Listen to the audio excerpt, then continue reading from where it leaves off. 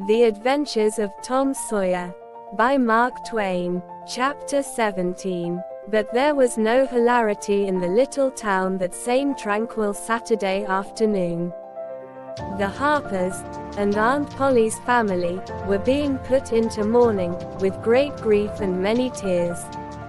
An unusual quiet possessed the village, although it was ordinarily quiet enough, in all conscience.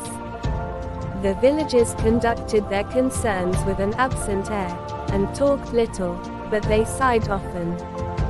The Saturday holiday seemed a burden to the children. They had no heart in their sports, and gradually gave them up.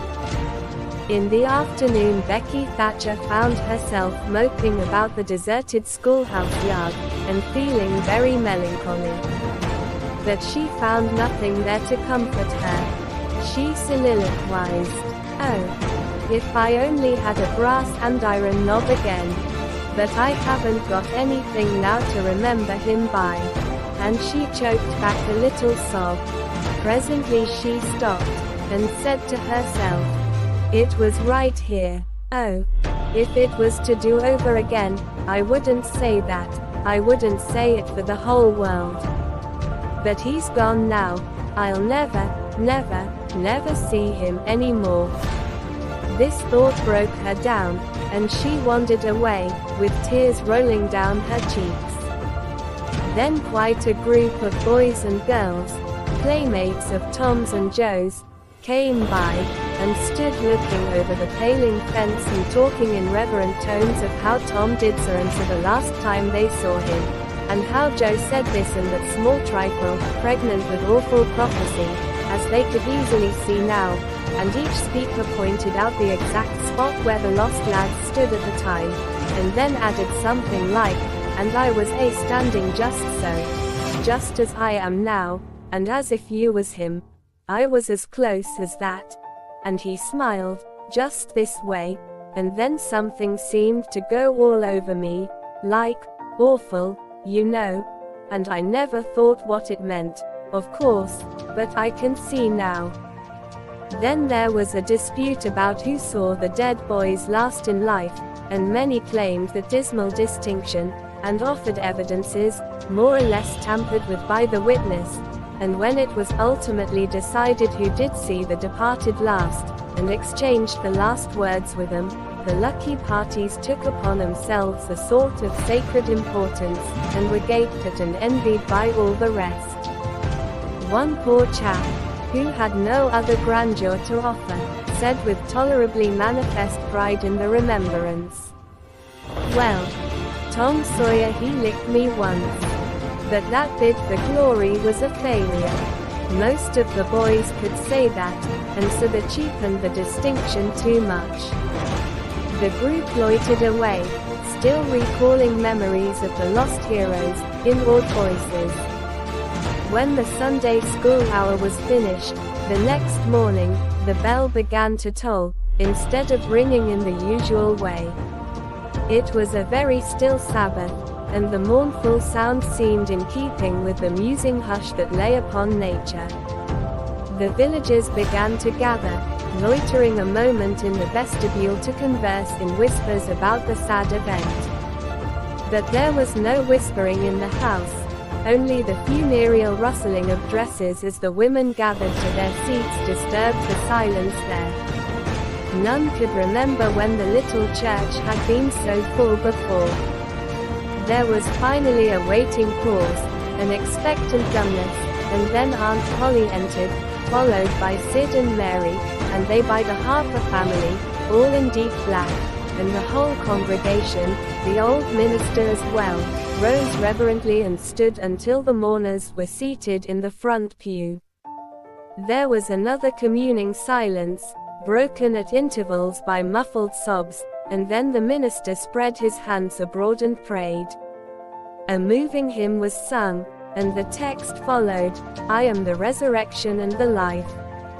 As the service proceeded, the clergyman drew such pictures of the graces, the winning ways, and the rare promise of the lost lads that every soul there, thinking he recognized these pictures, felt a pang in remembering that he had persistently blinded himself to them always before, and had as persistently seen only faults and flaws in the poor boys.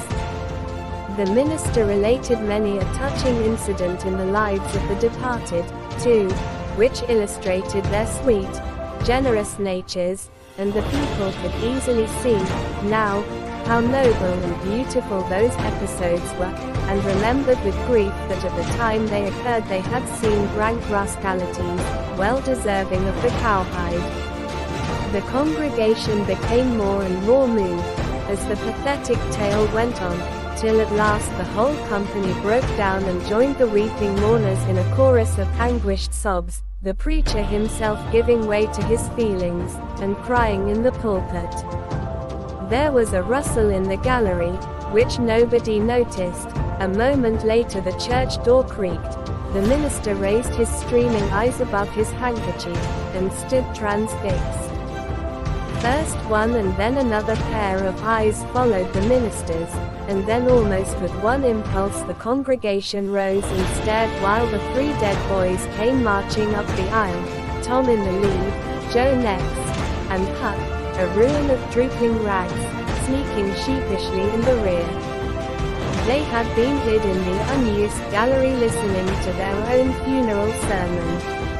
Aunt Polly, Mary, and the Harpers threw themselves upon their restored ones, smothered them with kisses and poured out thanksgivings, while poor Huck stood abashed and uncomfortable, not knowing exactly what to do or where to hide from so many unwelcoming eyes. He wavered, and started to slink away, but Tom seized him and said, "Aunt Polly, it ain't fair. Somebody's got to be glad to see Huck. And so they shall. I'm glad to see him, poor motherless thing." And the loving attentions Aunt Polly lavished upon him were the one thing capable of making him more uncomfortable than he was before. Suddenly the minister shouted at the top of his voice, "Praise God from whom all blessings flow, sing, and put your hearts in it." And they did. Old Hundred swelled up with a triumphant burst, and while it shook the rafters Tom Sawyer the pirate looked around upon the envying juveniles about him and confessed in his heart that this was the proudest moment of his life. As the soul congregation trooped out they said they would almost be willing to be made ridiculous again to hear Old Hundred sung like that once more. Tom got more cuts and kisses that day, according to Aunt Polly's varying moods, than he had earned before in a year, and he hardly knew which expressed the most gratefulness to God and affection for himself.